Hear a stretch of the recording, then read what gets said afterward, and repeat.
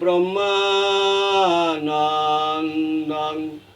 পরম সুখদং কেবলং জ্ঞানমূর্তিং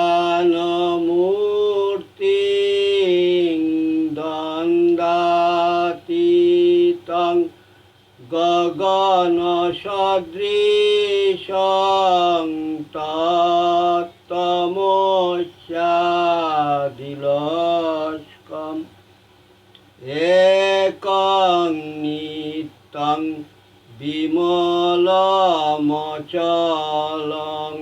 সর্বদিশাক্ষীভূতং ভবাতীতং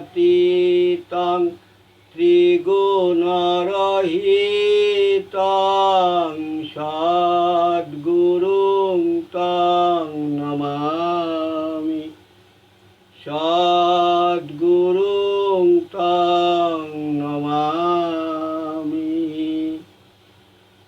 সচ্চিদানন্দ সন্দোহ সন্দীপিত কলেবরম সানন্দং জগদানন্দং বন্দে শ্রীনন্দনন্দনম। নত্তা নিগমানন্দস্য গুরু শ্রীপাদ পঙ্কজম তনুমি তৎকথামৃতং তপ্ত জীবন শীতলম। মুকং করোতি বাচালং পঙ্গুং লঙ্ঘয়তে গিরিম যৎকৃপাতমহং বন্দে পরমানন্দ মাধবম। জয় গুরু জয় গুরু জয় গুরু। শ্রীমৎ স্বামী নিগমানন্দ সরস্বতী পরমহংসদেবের শ্রীহস্ত লিখিত প্রেমিক গুরু গ্রন্থ থেকে পাঠ। প্রেম ভক্তি সাধন বিষয়ে শ্রীমৎ স্বামী নিগমানন্দ সরস্বতী পরমহংসদেবের অভিমত। রায় রামানন্দ ও শ্রীমন মহাপ্রভুর কথোপকথনের রেশে চরম সাধ্য ধর্ম আচরণ ক্রমশ স্বধর্ম আচরণ হইতে আরম্ভ হইয়া নিষ্কাম কর্ম স্বধর্ম ত্যাগ জ্ঞান মিশ্রা ভক্তি জ্ঞান শূন্যা ভক্তি প্রেম ভক্তি দাস্য প্রেম সৈক্য প্রেম বাৎসল্য প্রেম ও কান্তা প্রেমে উত্তরোত্তর পরিপুষ্ট হইয়া রাধা প্রেমে পর্যবসিত হইয়া থাকে।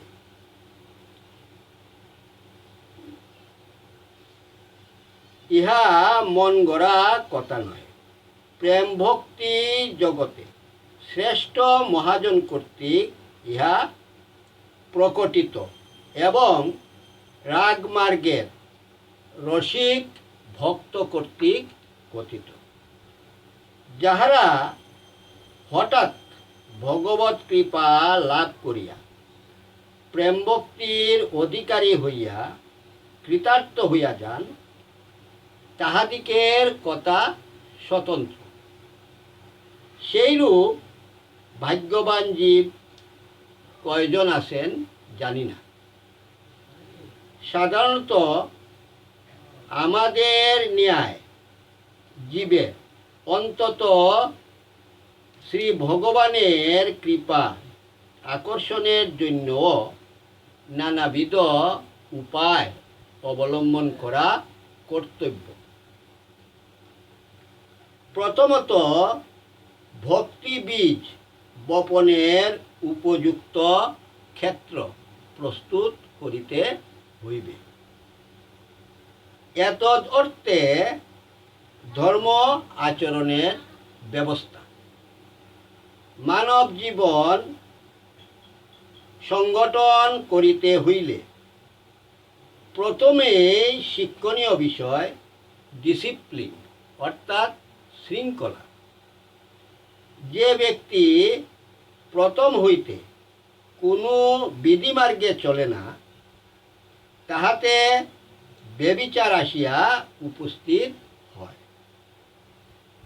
কিন্তু বিশৃঙ্খলার আবর্জনা তাহার সারা জীবনে জড়াইয়া যায়। উশৃঙ্খলতায় স্বেচ্ছাচারিতা আইসে।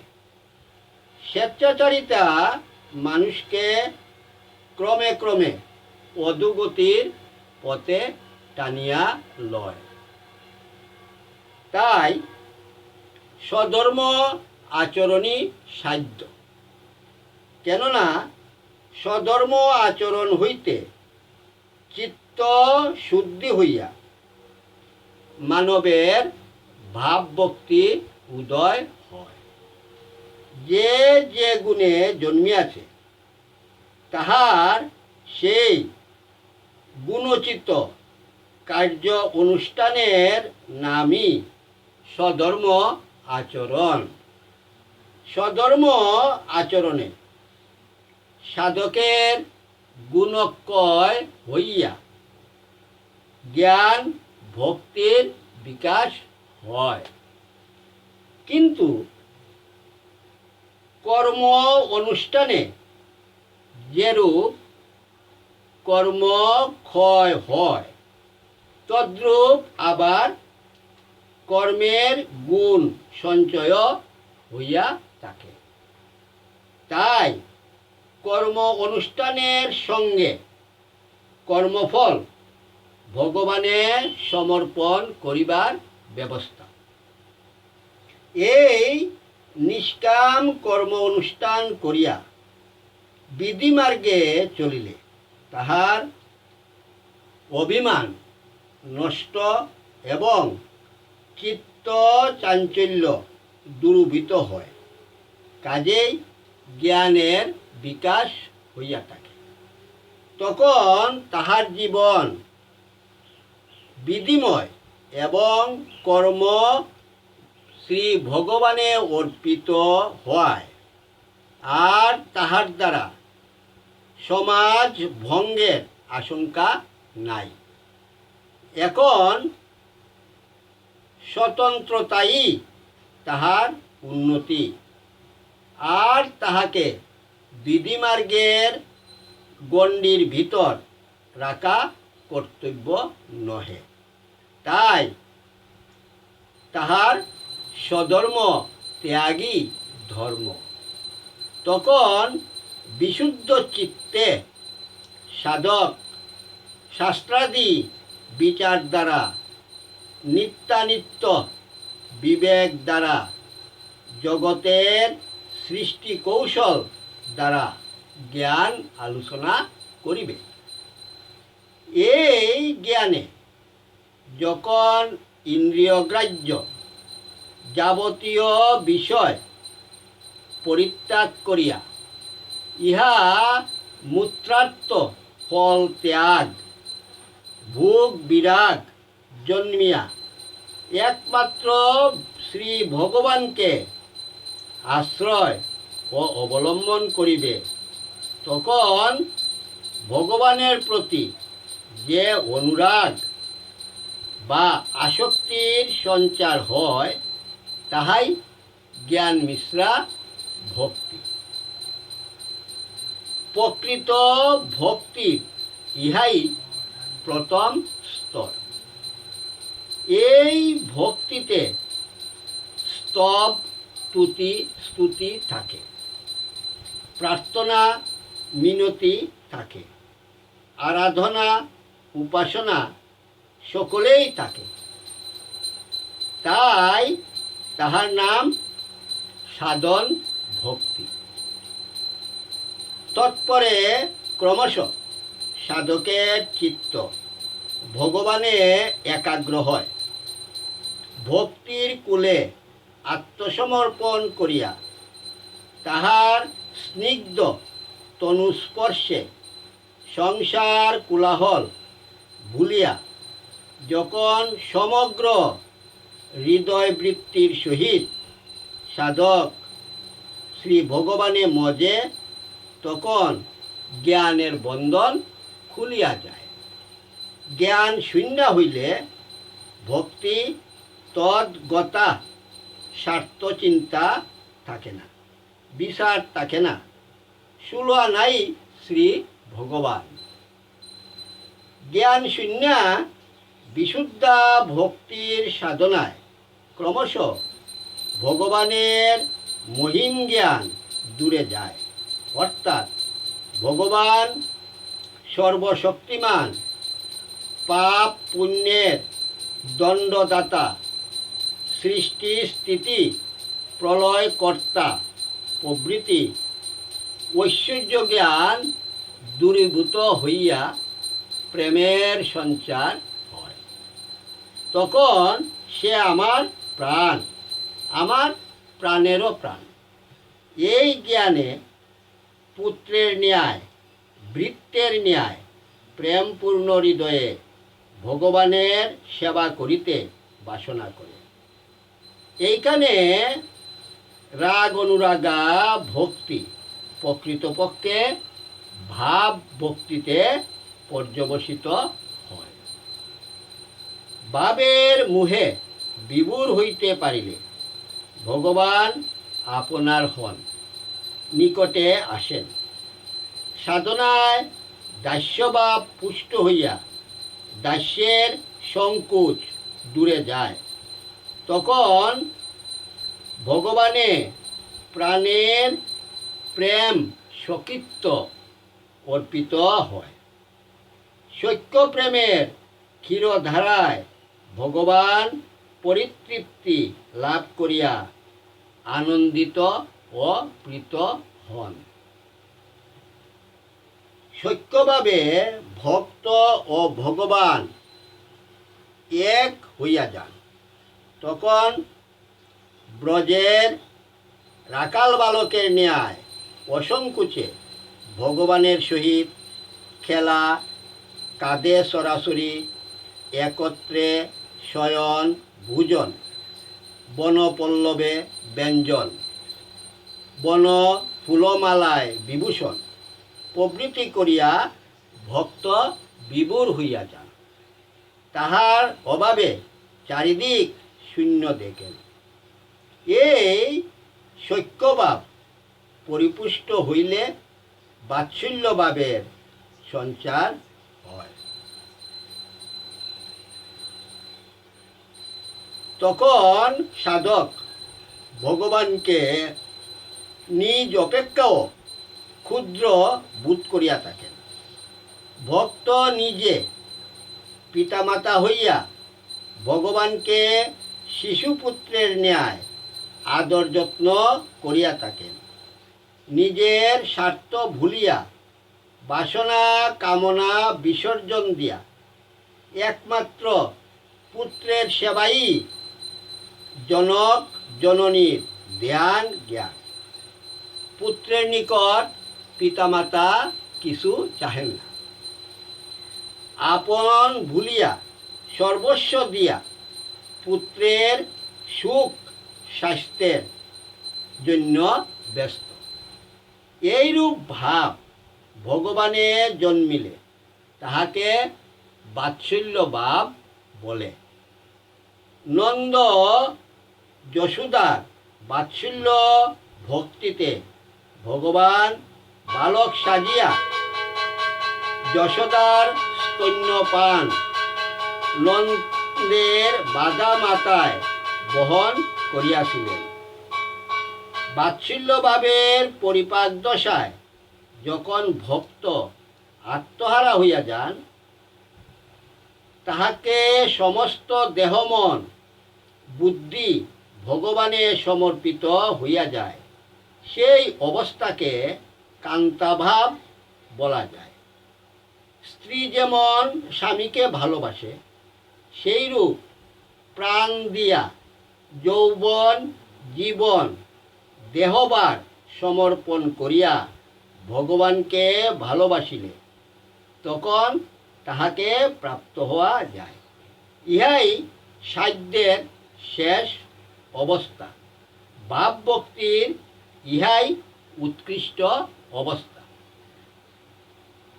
শ্রীমৎ স্বামী নিগমানন্দ সরস্বতী পরমহংসদেব প্রণীত ব্রহ্মচর্য সাধন নামের পুস্তকের নিয়ম অনুসারে ব্রহ্মচর্য পালন করিলে চিত্ত শুদ্ধি হইবে। তখন মনস্থির করিবার জন্য যোগীগুরু পুস্তকের লিখিত আসন, মুদ্রা প্রভৃতি ক্ষুদ্র ক্ষুদ্র যুগুক্ত ক্রিয়ার অনুষ্ঠান করিবে এবং জ্ঞানী গুরু পুস্তকের লিখিত জ্ঞান আলোচনা করিবে। তৎপর যোগী গুরু বা জ্ঞানী গুরু পুস্তক উক্ত সাধনায় সূক্ষ্মভাবে ব্রহ্ম উপলব্ধি কিংবা তান্ত্রিক গুরু পুস্তকোক্ত স্থূল সাধনায় ভগবৎ সাক্ষাৎকার করিবে। তদ অনন্তর প্রেমিক গুরু পুস্তকে লিখিত সাধনায় গোপিকানিষ্ঠ প্রেমময় স্বভাব লাভ করত ভগবানের অসমর্থ লীলা রসমাধুর্যে অনন্তকালের জন্য নিমগ্ন হইয়া যাইবে। সুতরাং শ্রীমৎ স্বামী নিগমানন্দ সরস্বতী প্রণীত পুস্তক কয়খানিতে পৃথিবীর সমস্ত ধর্ম সম্প্রদায়ের ধর্ম সম্বন্ধীয় সকল অভাব পূর্ণ করিবে। তখন ভক্ত সর্বপ্রকার বেদবিহিত কর্ম ও লোকধর্ম বিসর্জন দিয়া কেবল প্রেম কারুণ্যকণ্ঠে গাহিয়া থাকেন। তপ জপ আর আহ্নিক পূজন মূল মন্ত্র আমার তুমি একজন। তব নাম গান শ্রবণ কীর্তন সাধন ভজন আমার হে। গয়া গঙ্গা বারাণসী বৃন্দাবন কোটি তীর্থ আমার ও রাঙ্গাচরণ। তব সম্মিলনে এই সামান্য ভবন নন্দন কানন সমান হে। সতী যেমন পতি বিনা কিছুই জানে না, ভগবানে সেইরূপ ভাব জন্মিলে তাহাকে কান্তাভাব বলা যায়। কিন্তু প্রেমিক ঋষি প্রেম ভক্তি তত্ত্বে শুধু কান্তা প্রেম দেখিয়াই নিশ্চিত হইতে পারেন নাই। স্বকীয় কান্তাস্থলে পরকীয়া কান্তাভাব গ্রহণ করিয়াছেন। কেননা পতি পত্নীর সম্বন্ধেও যেন একটু দুর্ভাব আছে। পত্নী পতিকে খুব নিকটে দেখেন বটে, অথচ যেন একটু উচ্চভাবে প্রভুভাবে দেখেন। কেবল যে ললনা লুকাইয়া অপর পুরুষের অনুরাগিনী হন, তাহার প্রেমে সে প্রভুভাব দুর্ভাব নাই। তাই কান্তা প্রেমে পরকীয়া ভাবই গৃহীত হইয়াছে। যিনি এই মধুর ভাবে ডুবিয়াছেন তাহার বাহিরের ধর্মকর্ম থাকে না। তিনি বেদ বিধি ছাড়া, তিনি প্রেম সুধাপানে মত্ত হইয়া লজ্জা ভয় ত্যাগ করেন। জাতি কুলের অভিমান চিরদিনের জন্য সাগরের অতল তলে নিক্ষেপ করেন। ব্রজগোপীগণের কাম গন্ধহীন প্রেম মধুরসের পরম আদর্শ। গোপীগণ শ্রীকৃষ্ণের বিরহে জড় জড়। কখনো কৃষ্ণকে নির্দয় কঠোর বলিয়া সম্বোধন করিতেছেন, কখনো অভিমানে স্ফীত হইয়া তাহার নাম আর লইব না বলিয়া দৃঢ় সংকল্প করিতেছেন। কিন্তু প্রাণের উচ্ছ্বাস থামাইয়া রাখিবার সাধ্য নাই। তাই আবার কখনো হৃদয়ের আবেগে সমস্ত ভুলিয়া দেখা দাও বলিয়া হাহাকার করিতেছেন। এ অবস্থায় বিরহে বিষের জ্বালা, মিলনে অনন্ত তৃপ্তি। বিরহে বিষের জ্বালা হইলেও প্রাণের ভিতর অমৃত ঝরিতে থাকে। এ সময় প্রাণের ভাব ভাষায় ব্যক্ত করা অসম্ভব। তখন ভগবানকে, হৃদয় বল্লভকে বুক চিরিয়া হৃদয়ের ভিতর পুরিয়া রাখিলেও পিয়াস মিটে না। ভগবানের সঙ্গে বুকে বুকে, মুখে মুখে তাকিয়া ভক্ত তদীয় সম্মুখ সুধাপানে আত্মহারা হইয়া যান। তাহার বিস্ময় ঈশ্বর স্ফূর্তি ও ঈশ্বর অনুভব হইয়া থাকে।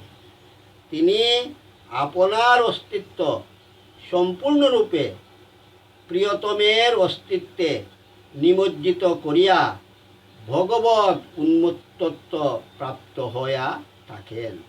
এইরূপ ভক্তের সুখের ইয়ত্তা নাই। তাহার কুল ধন্য, তাহার অধিষ্ঠান ভূমি ধন্য। এই গোপিকানিষ্ঠ মধুর ভাব ক্রমশ প্রেমবিলাস বিবর্তে পুষ্ট হইয়া মহাভাবে পর্যবসিত হইয়া প্রৌঢ়দশায় প্রেম ভক্তি আখ্যা প্রাপ্ত হয়। এই অবস্থায় ভক্ত নিরন্তর ভগবানের অনির্বচনীয় প্রেম রসার্ণবে পরম আনন্দে সন্তরণ করিয়া থাকেন। অনন্তর প্রেমময় স্বভাব লাভ করিয়া দেহান্তে রাধাশ্যামের মহারাসের মহামঞ্চে মিলিত তদীয় লীলা রস মাধুর্যের আনন্দে অনন্তকালের জন্য নিমগ্ন হইয়া এক হইয়া যান। ওই শুনো মধুর বীণা কলতানে বাজিয়া বাজিয়া জীবকে রস উপভোগ জন্য আহ্বান করিতেছে। যাও, মিলিত হও আনন্দ মিলনে, সুখ মিলনে, রস মিলনে। সুখের লেলিহান তৃষ্ণায় জীবের এত আকুল আকাঙ্ক্ষা, মানুষ মাত্রেই রসের জন্য লালায়িত। কিন্তু মরণ ধর্মশীল পার্থিব পদার্থে সুখের আশা বিড়ম্বনা মাত্র। মরীচিকার জল ভ্রমের ন্যায় রসের জন্য মিথ্যা ছুটাছুটি করিলে দগ্ধ কাষ্ঠ প্রাণ বিয়োগ হইবে। জীব যদি প্রেম ভক্তির সাধনায় গোকুলাক্ষ সহদামে উপস্থিত হইয়া সখীভাবে প্রেম সেবাত্রা গতি লাভ করিতে পারে, রাধাকৃষ্ণের মিলন আনন্দ অনুভব করিতে পারে, তবে পূর্ণতম রস, পূর্ণতম সুখ ও পরিপূর্ণ আনন্দ লাভ করত কৃতার্থ হইতে পারিবে। যদি সুখ চাহ, হৃদয় সুখস্বরূপ ভগবানে অর্পণ কর। যদি রস চাহ, বৃত্তি সমুদয় পূর্ণতম রসবিগ্রহ ঈশ্বরে সমর্পণ করো। যদি কাম দমন করিয়া কামরূপ হইতে চাও, তবে মদন মোহনে মনের কামনা বাসনা অর্পণ করো। যদি জগতের সর্বশক্তিকে বশীভূত করিতে চাও, তবে অহ্লাদিনী শক্তি মিলন রসানন্দ শ্রীকৃষ্ণে সর্বশক্তি অর্পণ করো। সুখ আর কোথাও নাই, নিত্য সুখ সুখময় শ্রীকৃষ্ণে। আনন্দ আর কোথাও নাই, পূর্ণানন্দ অহ্লাদিনী শক্তি শ্রী রাধিকায়। সুতরাং রস আর তো কোথাও নাই, শ্রী শ্রী রাধাকৃষ্ণের যুগল মিলনই আছে। অতএব সর্বেন্দ্রিয় সংযত করিয়া প্রেম ভক্তিতে হৃদয় পূর্ণ করিয়া প্রেম কারুণ্যকণ্ঠে বলো, আমি একমাত্র তাহারই চরণ অনুরক্ত। আমাকে সে বুকে চাপিয়া ধরিয়া পেশনি করুক, আর দর্শন না দিয়া মর্মহতই করুক। সেই লম্পট যাহাই করুক না কেন, আমার প্রাণনাথ সে ভিন্ন আর কেহই হইতে পারে না। যথা আশ্লিষ্য বা পাদরতাং পিনষ্টু মাম দর্শনান্ম হতাহতাং করতু বা, যথা তথা বা বিদধাতু লম্পটু মত প্রাণনাথস্তু স এব না পর। ওং হরি ওং। ওং সর্বে ভবন্তু সুখিনঃ, সর্বে সন্তু নিরাময়া, সর্বে ভদ্রাণি পশ্যন্তু মা কশ্চিৎ দুঃখভাগ ভবেৎ। ওং শান্তি শান্তি শান্তি। হরি ওং তৎসৎ।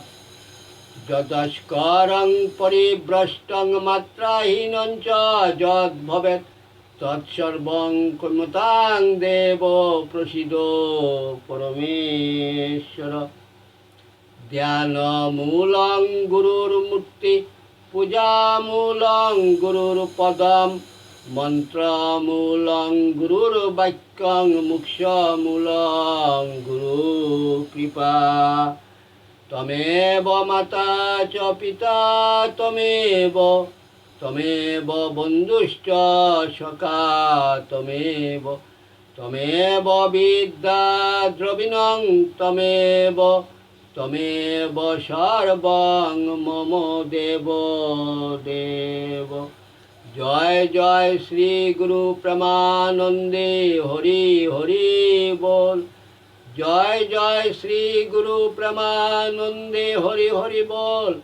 জয় জয় শ্রী গুরু প্রেমানন্দে হরি হরি বল।